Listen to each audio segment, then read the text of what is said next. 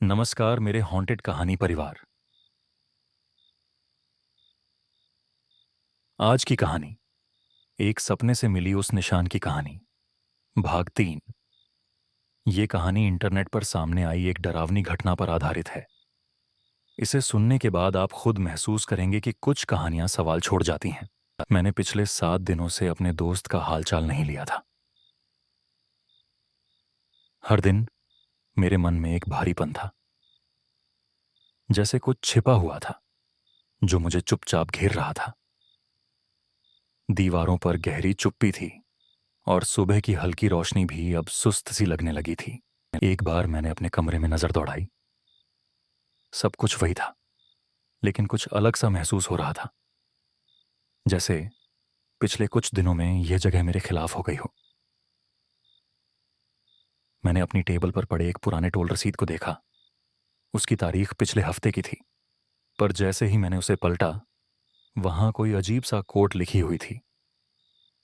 रोसवन नुरुआनी 23। नींद की कमी ने मुझे पहले रात तक जगा रखा। मेरा सोचना था कि जागना ही सही उपाय है। एक कप कॉफी बनाने के लिए मैं किचन में गया। कॉफी बनाते समय घर के सामान्य हलचल की आवाजें अब भयानक लगने लगी थीं, जैसे पंखे की आवाज अब मुझे किसी खतरे का इशारा दे रही हो। जब मैंने कॉफी का पहला घूंट लिया, उस वक्त भी मेरी धड़कनें तेज हो गईं, जैसे मैं किसी गहरे डर के जाल में फंस गया हूं। मेरे मन में यह सवाल घूम रहा था, क्या ऐसा कुछ है जो मुझे सोने नहीं दे रहा? क्या मेरे दोस्त की स्थिति में कुछ गड़बड़ है? मैंने अपने डायरी में एक नया पन्ना लिखा। वहां मैंने अपने बढ़ते डर को व्यक्त किया। फिर मैंने देखा कि डायरी में एक पुरानी एंट्री थी, जिसमें मेरे दोस्त के बारे में उसी समय की बात की गई थी, जैसे मैंने पहले ही यह सब जान लिया हो। तभी मेरी नजर सीसीटीवी फुटेज पर जा पड़ी। एक फ्रीज फ्रेम में मैंने देखा, सुबह के 5 बजे मेरे दोस्त के घर के बाहर कोई अजीब गतिविधि हो रही थी। एक धुंधली परछाई दिखाई दी, जो बिल्कुल मेरी आंखों के सामने से गुजर गई थी। मेरे दिमाग में एक पुरानी रसीद घूमने लगी।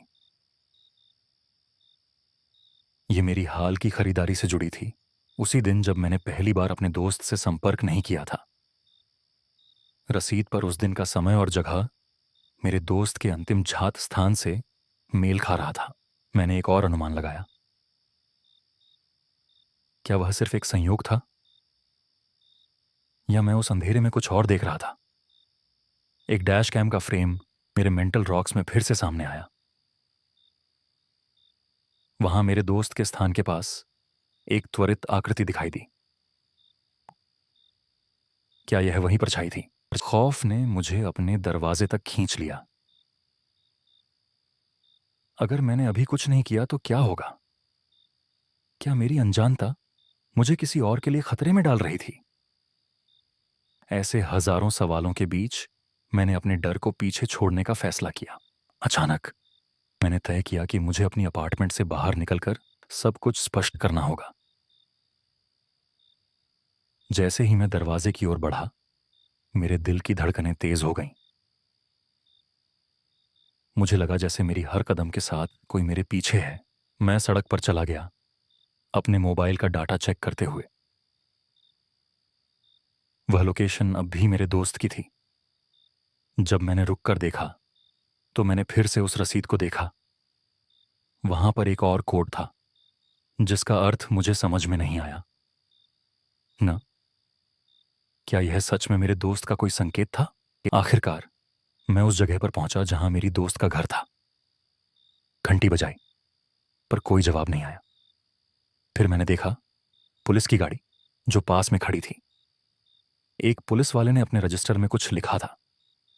जब मैंने झांक कर देखा, तो वही लाइन पहले से लिखी हुई थी, 5 AM, संदिग्ध गतिविधि। मेरे मन में एक अजीब सा डर खड़ा हो गया। क्या मैं सच में खुद को उस भूत से जोड़ रहा था? मुझे यह समझ में आया कि किस तरह से मेरे दोस्त का टोल रसीद, सीसीटीवी और पुलिस रजिस्टर, सब कुछ एक दूसरे से जुड़ रहा था। लेकिन क्या मैं सही था, या बस भ्रम का शिकार हुआ? तभी मुझे लगा कि मेरे फोन में किसी ने मैसेज भेजा।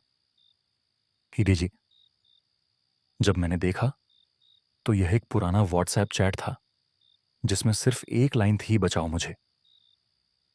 समय था 5 AM।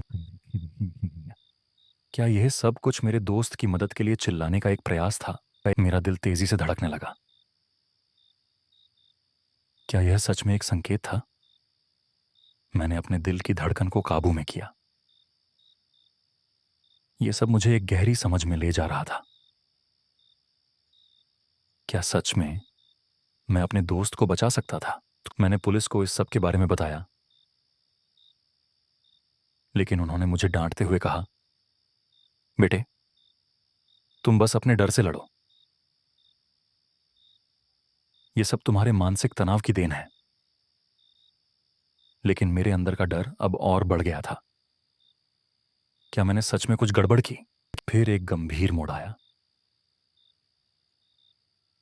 जब मैंने उनकी बात सुनी और पीछे मुड़कर देखा तो वहीं धुंधली परछाई मेरे सामने खड़ी थी। वो वही थी जो मैंने सीसीटीवी में देखी थी। वह मेरी ओर बढ़ रही थी। उसने कहा, तुमने मुझे नहीं छोड़ा, तो अब मैं तुमसे नहीं जाऊंगी। मेरी आंखों में वही समझ आई जो मैंने कभी नहीं सोचा था। क्या मेरे दोस्त की भलाई मेरे लिए एक खतरा बन गई थी? मैंने जो सपना देखा था, क्या वह सच में सपना था, या मैंने एक और दुनिया को छू लिया था? अगर आपको यह कहानी पसंद आई हो तो लाइक कीजिए, सब्सक्राइब कीजिए और बेल आइकॉन दबाइए। कमेंट में अपनी हॉन्टेड कहानी जरूर लिखिए। अगर आप चाहते हैं आपकी कहानी हम वीडियो में सुनाएं तो मेल करें hauntedkahani26@gmail.com। सब्जेक्ट लिखें हॉन्टेड कहानी सबमिशन। बस कीमती। मिलते हैं अगली डरावनी कहानी में।